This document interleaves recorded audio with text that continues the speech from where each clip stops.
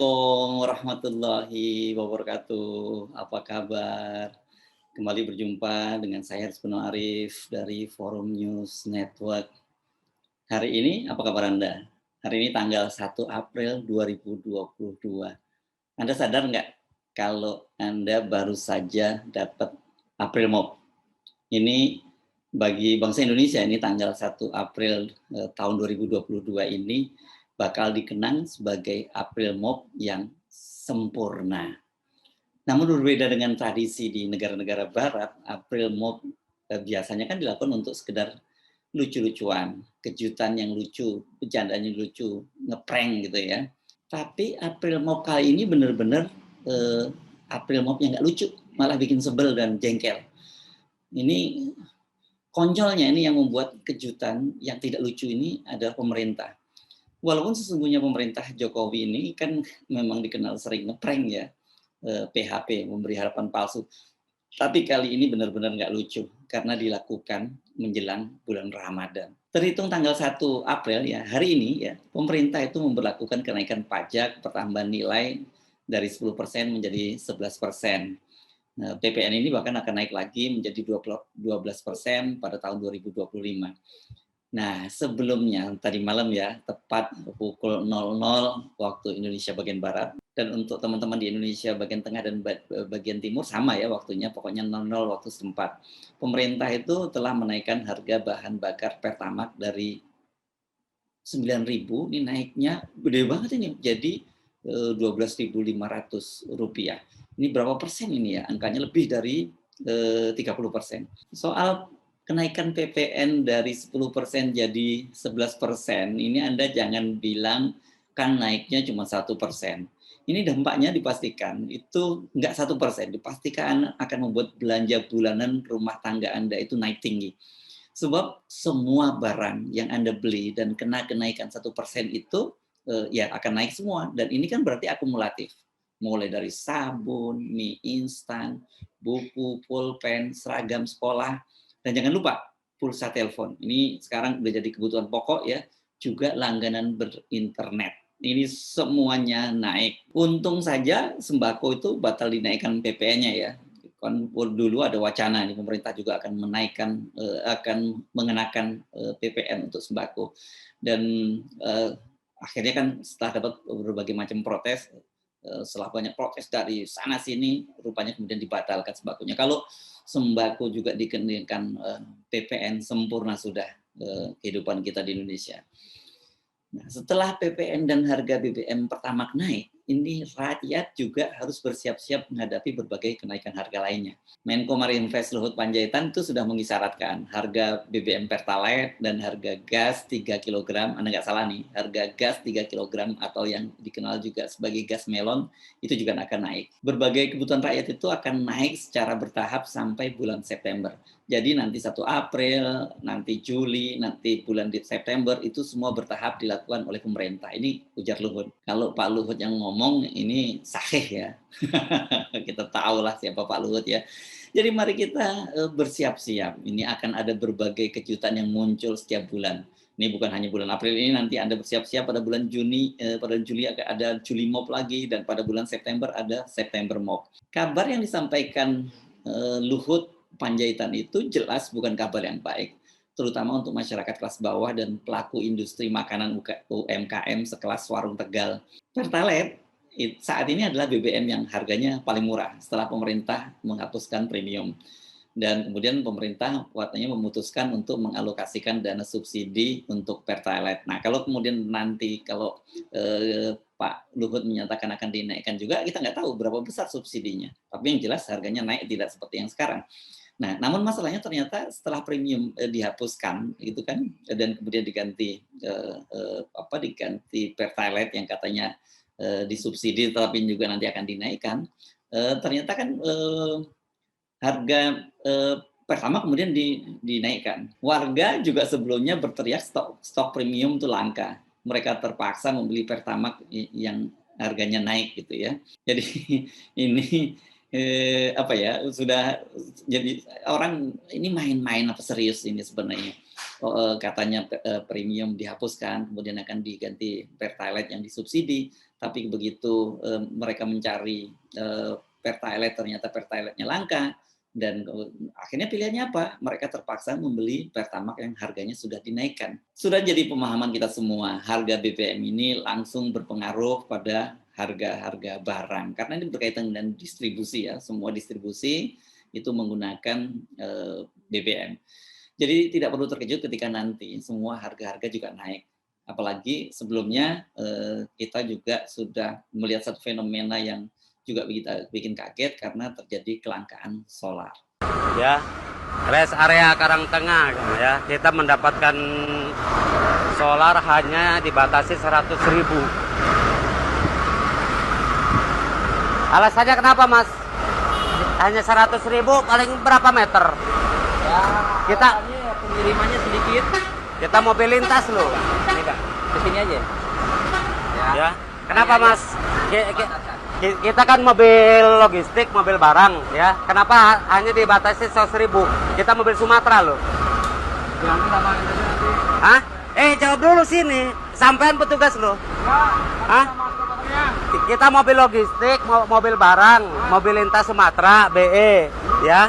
Kenapa hanya dibatasi 100.000? Ya cuma itu itunya padanya begitu. Hah? Ya. Ya harus kasih solusi yang benar, Mas. Ya sama ya. Kalau mobil kota-kota nggak apa-apa. Nih mobil kota-kota 100.000 nggak apa-apa. Kita Sumatera loh. Mobilitas Sumatera masa 100.000? Parah. Tidak bisa menjelaskan atasan Anda. Ya, iya kita mobil lintas loh, mobil logistik, mobil barang kan. Bagaimana dengan kenaikan harga gas melon? Jelas ini akan sangat memukul rakyat kelas bawah. Setelah sebelumnya kan ini dulu mereka kan menggunakan gas ini karena dipaksa untuk konversi dari kompor minyak tanah ke kompor gas, dan pada waktu itu kan pemerintah menjanjikan bahwa gas ini akan disubsidi gitu. Nah sekarang rupanya gas melon ini juga akan dinaikkan. Gas melon ini, gas 3 kg, kenapa dibilang melon? Karena bentuknya bulat dan hijau gitu. Ini memang yang mendapat subsidi dan banyak digunakan oleh rumah tangga kelas bawah dan pengguna makanan kelas UKM. Yang saya sebut tadi, ya kelas warung Tegal gitulah gampangnya ya. Dengan naiknya harga, maka beban ekonomi rumah tangga kelas bawah itu akan kian berat. Sementara pengusaha makanan kelas warteg juga menghadapi dilema ya. Bila tidak dinaikkan, harga-harganya mereka akan rugi karena gasnya naik. Tapi bila dinaikkan, pasti akan berpengaruh pada berkurangnya omset penjualan mereka. Itu kalau kita ngomongin gas melon. Sebelumnya ini soal gas 12 kg ini juga pemerintah sudah 2 kali menaikkan harga malahan ya. Pada bulan Januari itu harga gas 12 kg itu dipenjual di warung-warung itu naik dari 155.000 menjadi 185.000. Ini gede loh kenaikannya. Dan pada bulan Maret kemarin itu, awal bulan Maret kemarin naik lagi menjadi 205.000. Bayangkan ya, dari 155.000 naik menjadi 205.000. Jadi 25% kenaikannya. Berbagai kenaikan tarif dan harga itu menunjukkan bahwa kas pemerintah ini tengah kosong dan kemudian mengalihkan bebannya ke kantong rakyat. Masalahnya kenaikan tarif dan pajak seperti PPN yang akan terkena dampak langsung itu dipastikan adalah rakyat kelas bawah. Pemerintah dalam hal ini Kementerian ESDM kan selalu berdalih bahwa harga BBM di Indonesia itu paling murah di ASEAN.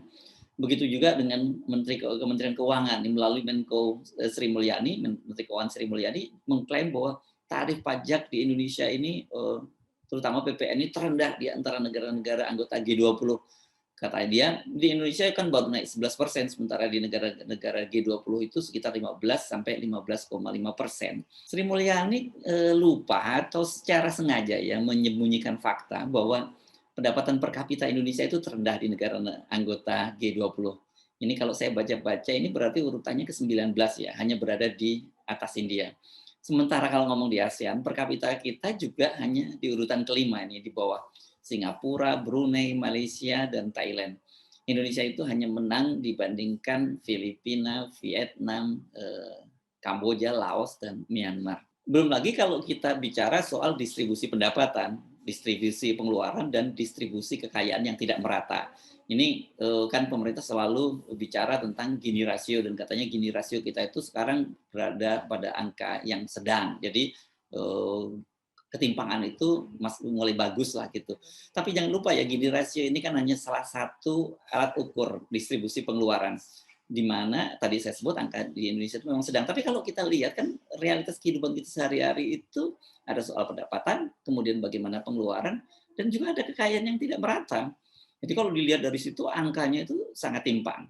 Coba kita baca data-data ini ya. Yang ini saya kira pemerintah tidak gunakan ini untuk membaca Gini rasio itu. Berdasarkan data dari Credit Suisse, itu jumlah penduduk Indonesia dengan kekayaan bersih $1 juta itu tahun ini ada, tahun 2020 maksud saya, itu sebanyak 170.740 orang. Angkanya meningkat 61,69% dari jumlah tahun 2019.